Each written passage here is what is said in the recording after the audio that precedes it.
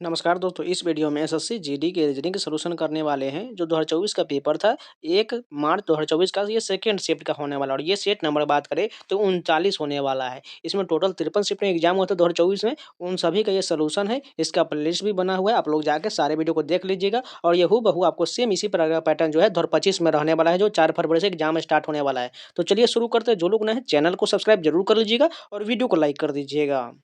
First question है यहाँ पर, फिगर सीरीज का क्वेश्चन। यहाँ पर कौन सा फिगर आएगा वही बताना है हमें। सबसे पहला का फिगर देखिएगा तो एक किसी एलिमेंट को पकड़ लीजिए, हैच को देखिएगा तो हैच आगे की ओर जो है क्लॉकवाइज एक राउंड आगे में बढ़ गया। उसके बाद फिर से ये आगे बढ़ा, तीसरे वाले नीचे आ गया और फिर से आगे बढ़ के ये तीसरे से यहाँ पर चौथे पर आ गया। अब ये कहाँ जाएगा? जस्ट ऊपर चला, यानी पहले वाले स्थान पर यहाँ पर जो था, यानी सबसे ऊपर में यहाँ पर आ जाएगा। उसके बाद एक और पकड़ लेते हैं, मान के चलिए हम ए को पकड़ते हैं। ए देखिए कहाँ जा रहा है, ये भी क्लॉकवाइज आगे की ओर बढ़ रहा है, यानी यहाँ पर आने के बाद कहाँ जाएगा अब ये, यानी फिर से वो अपने इस जगह पर आ जाएगा, यानी यहाँ पर ए आ जाएगा, यानी पहले वाले की तरह सेम रहने वाला है। चलिए पहला वाला फिगर देख लीजिए कहाँ पर है, हैच ए है, बी बी सी है, यानी पहला ही ऑप्शन हमारा करेक्ट हो जाएगा क्योंकि सभी पलटने के बाद पहला जैसा फिगर बन रहा है। दूसरा क्वेश्चन देखिए, यहाँ पर सीरीज का क्वेश्चन दिया गया। सबसे पहले हमें देखिए डिफरेंस निकालना है। 113 115 के बीच 2 का डिफरेंस है। यहाँ पर कितना का है? 4 का डिफरेंस है। अगर यहाँ पर देखिए 143 और 133 और 143 के बीच 10 का डिफरेंस, यानी 2 4, उसका कितना होना चाहिए? अगर हम देखें 2 4 के बाद अगर हम 6 डिफरेंस ले लें तो 119 में हम जो अगर 6 जोड़ देंगे तो 125 बनेगा। 125 में अगर 8 जोड़ेंगे तो 133 बनना चाहिए। जैसे यहाँ पर देखिए 133 बन रहा है, उसके बाद यहाँ पर 10 आ गया, यानी हमें यहाँ पर 6 लेंगे तो बिल्कुल सही हो जाएगा, यानी 119 में हम 6 जोड़ेंगे तो 125 बिल्कुल बन जाएगा। तीसरा क्वेश्चन देखिए, ये यहाँ पर दर्पण के दाईं ओर प्रतिबिंब रखना है, उसको बताना है कैसा बनेगा। सिंपल सा है, ये वाला भाग इधर की ओर पलट जाएगा और ये वाला भाग इधर की ओर पलट जाएगा। यानी अगर वर्ग तो सेम बनेगा लेकिन इसका पैटर्न जो चेंज हो जाएगा, ये यहाँ पर दोनों त्रिभुज जो है यहाँ पर सेम बन जाएगा, इसका पैटर्न जो है सेम रहने वाला है, बस इसका पलट जाएगा। उसके बाद ये आकृति जो है इस साइड की ओर आ जाएगा, यानी ये त्रिभुज इधर की ओर दिख रहा है, ये बिल्कुल इधर की ओर होना चाहिए। इसको कलर में ब्लैक कलर है। उसके बाद एक व्हाइट त्रिभुज हो जाएगा जो ऊपर की ओर है और उसके बाद देखिएगा तो एक पैटर्न जो बन रहा है अंदर की ओर इस प्रकार बनने वाला है। यहाँ ऐसा पैटर्न हमें चाहिए। चलिए ऑप्शन में देखते हैं, यहाँ पर ये बिल्कुल सही है और ये पैटर्न पूरी तरह मैच कर रहा है, यानी यही हमारा ऑप्शन सही हो जाएगा। यहाँ पर पैटर्न थोड़ा फिगर जो है थोड़ा गड़बड़ बन रहा है, इस पर मत ध्यान दीजिएगा, अब बात को समझिएगा। 4 नंबर क्वेश्चन देखिए, फैमिली को इतना लिखा गया है, गैदर को इतना लिखा गया, तो बताना डिनर को कैसे लिखा जाएगा। सबसे पहला डिजिट क्या है? एफ। एफ से यहाँ पर ई किया गया है, यानी इसमें क्या हुआ है? एक माइनस किया गया है। ए से यहाँ पर बी देखिए तो +1 किया गया है। उसके बाद एम से यहाँ पर एल देखिएगा तो कितना एक माइनस किया गया है। आई से यहाँ पर देखिए जे +1 किया गया है। उसके बाद एल से देखिए यहाँ पर के, यहाँ पर -1 किया गया है और वाई से जेड +1 किया। बात को समझ चुके हैं, पहले माइनस करना उसका प्लस करना है। इसको मिटा लेते हैं, हमें बताना है किसका? डिनर का, यानी सबसे पहले हमें क्या करना है? माइनस करना था। डी से एक घटाएंगे तो सी हो जाएगा। उसके बाद आई से एक बढ़ाएंगे तो जे हो जाएगा। उसके बाद एन से घटाएंगे तो एम हो जाएगा, फिर एन से एक बढ़ाएंगे तो ओ हो जाएगा। इतना हम चेक कर लेते हैं। सी जे एम ओ कहाँ पर है? सी जे एम ओ यहाँ पर है। उसके बाद देखिएगा तो यहाँ पर भी दिया गया, यानी आगे भी हमें चेक करना पड़ेगा। सॉरी हमने ध्यान से देखा नहीं, यहाँ पर पहले एम दिया इसलिए गलत हो जाएगा। बचा कौन सा? यही तीसरा हमारा आंसर सही हो जाएगा। 5 नंबर क्वेश्चन देखे, परज्यूरी को 113 लिखा गया है, डिसेप्शन को 91 लिखा गया, तो बताना हमें विटनेस को कैसे लिखा जाएगा। सबसे पहले हमें कोडिंग लिखना पड़ेगा। यहाँ पर देखिए हम परज्यूरी का कोडिंग लिख लेते हैं। पी का कितना होता है? 16 होता है। ई का 5 हो जाएगा। उसके बाद आर का 18 हो जाएगा। उसके बाद क्या है? जे का 10 हो जाएगा। उसके बाद क्या है? यू का 21 हो जाएगा। आर का फिर से 18 हो जाएगा और वाई का कितना हो जाएगा? 25 हो जाएगा। इन सभी को ऐड करेंगे तो हमें 113 मिल रहा है, यानी सिंपल सा कोडिंग लेकर के ऐड कर दिया गया है। यानी हमें विटनेस का बताना है, विटनेस का लिख लेते हैं। डब्ल्यू क्या हो जाएगा? 23 हो जाएगा। आई का 9 हो जाएगा। टी का 20 हो जाएगा। एन का 14 हो जाएगा। उसके बाद ई का 5 हो जाएगा और डबल एस है तो दोनों को हम 38 लिख लेते हैं क्योंकि 19 19 होता है। इन सभी को ऐड करेंगे तो 109 बन रहा है। कहाँ पर है? थर्ड ऑप्शन करेक्ट हो जाएगा। 6 नंबर क्वेश्चन देखिए, यहाँ पर हमें ए और बी सी के जब कोई एलिमेंट्री मैथ्रिक्स का यहाँ पर प्लस माइनस डिवाइड मल्टीप्लाई रखना है और चेक करना है जो कौन सा रखने के बाद हमारा आंसर 5 आ रहा है। यहाँ पर उसी प्रकार चेक करके देखना है, तो हमें इसका आंसर पता करना है क्या आने वाला है। इसको आपको दिमाग में लेना पड़ेगा और आपको खुद से अनुमान रख के यहाँ पर कैसे ला सकते हैं वो चेक करना पड़ेगा। अगर ध्यान से देखिए यहाँ पर हमें छोटा वैल्यू लाना है तो यहाँ पर देखिए सबसे पहले कटने वाला कौन सा इसमें वैल्यू दिख रहा है, यानी यहाँ 7 से 70 कट जाएगा, यानी सी के जब हम डिवाइड कर लेते हैं। ठीक है, उसके बाद देखिएगा तो यहाँ पर हम क्या करते हैं, 20 और 25 में क्या करते हैं, एक जगह माइनस कर लेते हैं तो यहाँ कितना आ जाएगा? माइनस का 5 आ जाएगा और बी के जब हम प्लस कर लेते हैं तो कितना हो जाएगा? और यहाँ पर ये 10 से डिवाइड हो जाएगा यानी 10 आ जाएगा, यानी माइनस प्लस और 10 को जोड़ेंगे तो 5 प्लस में आ जाएगा। बात को समझ चुके हैं? यानी उसी प्रकार हम इसमें भी करना है, यानी ए के जगह पर क्या करना है, हमें माइनस करना है, बी के जगह प्लस करना है और सी की जगह पर डिवाइड करना है। यानी देख लेते हैं तो 2 से 8 का 4 मरतबे चला जाएगा, प्लस आ जाएगा, उसका 10 4 में से 10 जाएगा, यह -6 हो जाएगा। आंसर कितना आ जाएगा? माइनस में 2 आएगा। कहाँ पर है? फोर्थ ऑप्शन करेक्ट हो जाएगा। 7 नंबर क्वेश्चन देखिए, यहाँ पर कोडिंग डिकोडिंग के सीरीज के रूप में क्वेश्चन दिया गया है। यहाँ पर देखिए उल्टा रूप में अगर जाएँ तो चाहे सीधा रूप में जाए, आपको आंसर लाना है। अगर ए से देखिए जेड यहाँ पर 1 माइनस किया गया है, जेड से वाई 1 माइनस, वाई से 1 माइनस एक्स, यानी एक्स से एक्स कम करेंगे तो डब्लू मिल जाएगा। डब्लू देखिए 2 ऑप्शन में दिया गया है, यानी हम आगे भी चेक करना पड़ेगा। क्यू से देखिए एक पी माइनस हुआ, पी से ओ हुआ, ओ से एन हुआ, एन से कम करेंगे तो एम हो जाएगा। डब्लू के बाद एम किस ऑप्शन में है? केवल एक ही ऑप्शन है, दूसरा वाला करेक्ट हो जाएगा। आपको पूरा चेक करना है, कोई ज़रूरत नहीं है, बस आपको आंसर मिल रहा है उतना ही चेक कीजिए। 8 नंबर क्वेश्चन देखिए, यहाँ पर सभी को मैं रैंकिंग क ऑर्डर में बैठाना है। सबसे पहले ऑप्शन में देखिए 3 और 5 दिया गया है। 3 5 में सबसे पहले कौन होगा? बी, आई दोनों में है, लेकिन ऊपर वाले में टी है, यहाँ पर आर है। आर छोटा वैल्यू यानी 5 से शुरुआत होने वाला है। उसके बाद सभी में 2 है तो 2 लिख लीजिए। उसके बाद 4 3, 4 3 में से पहले कौन होगा? बी, आई, टी दोनों में है, लेकिन यहाँ पर ई है और ऊपर वाले में सी है, यानी पहले सी छोटा वैल्यू होता है, यानी 3 हो जाएगा। 5 2 3 किस ऑप्शन में दिया गया है? देखिए 2 ऑप्शन में दिया गया, इसलिए हमें आगे चेक करना पड़ेगा। अब 4 1 देख लीजिए, 4 1 किस ऑप्शन में है? यहाँ पर देखिए बी, आई, टी, ई दिया गया है दोनों में, लेकिन इसमें आर दिया गया, इसमें आगे बढ़ाया गया है, लेकिन इसमें ई के बाद कुछ नहीं, यानी छोटा वैल्यू 4 हो गया, यानी 4 पहले आ जाएगा, 1 लास्ट में हो जाएगा। ऐसा कहाँ लिखा गया है? दूसरा ऑप्शन करेक्ट हो जाएगा। 9 नंबर क्वेश्चन देखिए, सीरीज का क्वेश्चन दिया गया है। सबसे पहले हम डिफरेंस लेंगे, 61 और 66 का डिफरेंस लेंगे तो बहुत ज़्यादा आएगा, यहाँ पर तो और अधिक हो जाएगा। यहाँ पर मल्टीप्लाई किया गया है, ध्यान से देखिएगा तो ये कितना है? 21 से 66 कैसे समझ जा सकते हैं? अगर हम 3 से मल्टीप्लाई कर दें 21 में तो हम जा सकते हैं। जैसे 21 से कितना हो जाएगा? 63 हो जाएगा, और अगर 66 के पास जाएंगे तो 3 और ऐड करना होगा, यानी हमारे 3 से मल्टीप्लाई भी किए और 3 ऐड भी किए हैं। अब 66 से 204 कैसे जा सकते हैं? 3 से मल्टीप्लाई करेंगे तो कितना हो जाएगा? 198 हो जाएगा, और इसमें प्लस 6 ऐड करेंगे तो 204 मिल रहा है। बात को समझ चुके हैं? अब 204 को हम 3 से फिर से मल्टीप्लाई करेंगे तो ये कितना हो जाएगा? 4 3 12 के 2 हासिल 1 हो जाएगा, उसके बाद 3 2 5 हो जाएगा।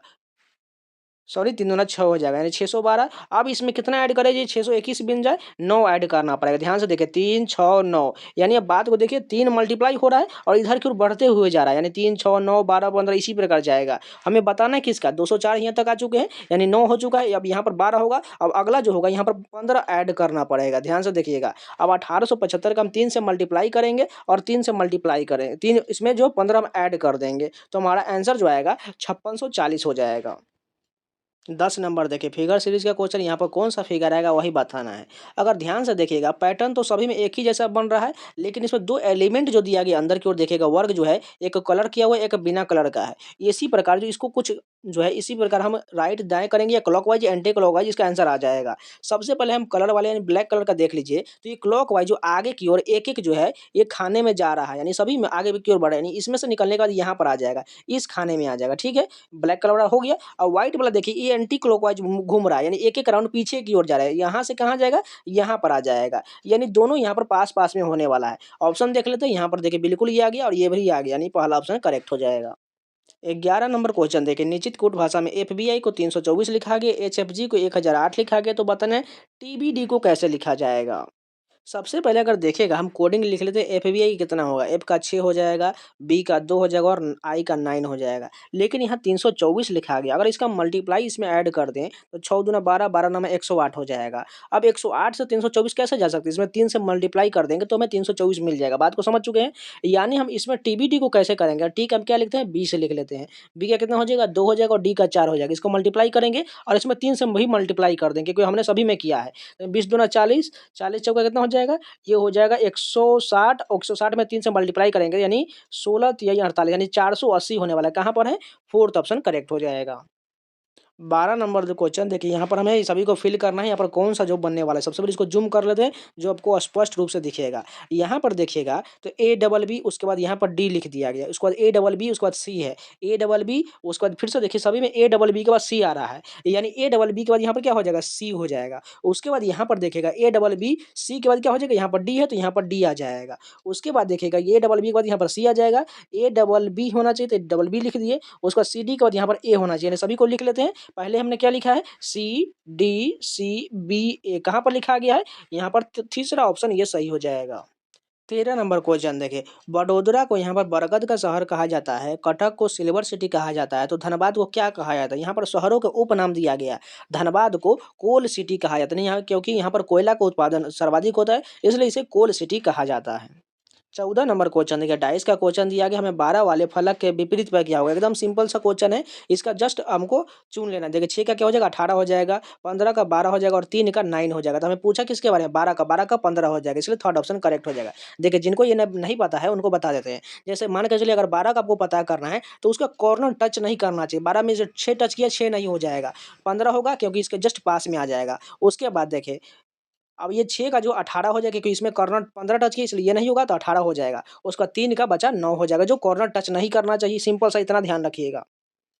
15 नंबर क्वेश्चन देखिए, एक आदमी की तस्वीर को इशारा करते हुए रमन कहता है। मान के चलिए एक आदमी की तस्वीर यहाँ पर है, रमन ने कहता है। मान के चलिए रमन को हम यहाँ पर लिख लेते हैं, वह मेरे इकलौते बेटे, यानी इसका कोई इकलौता बेटा होगा, सन लिख लेते हैं, ठीक है। इकलौते बेटे के पिता, यानी ये खुद रमन हो जाएगा, कि इकलौती बहू, यानी इसकी कोई इकलौती बहू, यानी इसका कोई पत्नी हो जाएगा। बहू को हम क्या लिख लेते हैं, बी से लिख लेते हैं, ठीक है। इसको माइनस कर देते हैं, इसको प्लस कर लेते हैं। बहू का इकलौता बेटा है, यानी ये पिक्चर में दिख रहा है इसका दोनों का बेटा हो जाएगा। तो यानी अब हमें बताना है उस आदमी का रमन से क्या संबंध हो जाएगा। यानी ये पिक्चर में जो दिख रहा है वो रमन से कैसा संबंध हो जाएगा, बेटा का बेटा हो जाएगा। यानी ऑप्शन कहाँ लिखा गया, थर्ड ऑप्शन करेक्ट हो जाएगा। अगर यहाँ पर पोता ऑप्शन में रहता तो पोता भी हो जाता, लेकिन यहाँ पर बेटे का बेटा दिया गया, जैसे रमन का बेटा कौन हो जाएगा, ये हो जाएगा, और उसके बेटे का ये बेटा हो जाएगा, इसे पिक्चर में जो दिख रहा है।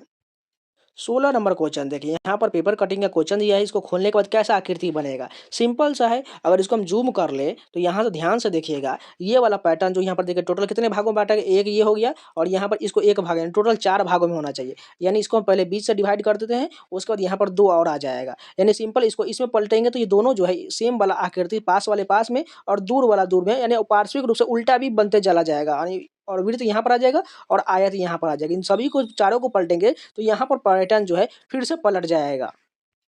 यानी पास वाला पास में रह जाएगा और दूर वाला दूर में चला जाएगा। यानी ये त्रिभुज को हम पलटेंगे तो यानी वर्ग तो सेम रहने वाला है, सिर्फ त्रिभुज पर ध्यान रखिए, ये उल्टा बन जाएगा, वृत्त रहने वाला है, आयत सेम रहने वाला है, और इन सभी को जब पलटेंगे तो त्रिभुज उल्टा बनना चाहिए। इस बात को ध्यान रखिएगा। चलिए ऑप्शन देखते हैं। सबसे पहला ऑप्शन देखिएगा तो ये दोनों आकृति एक दूसरे के अपोजिट है, और ये सभी तो पैटर्न एकदम सेम बिल्कुल है, और यहाँ पर देखिए एक दूसरे के अपोजिट है, यानी यही ऑप्शन हमारा करेक्ट हो जाएगा।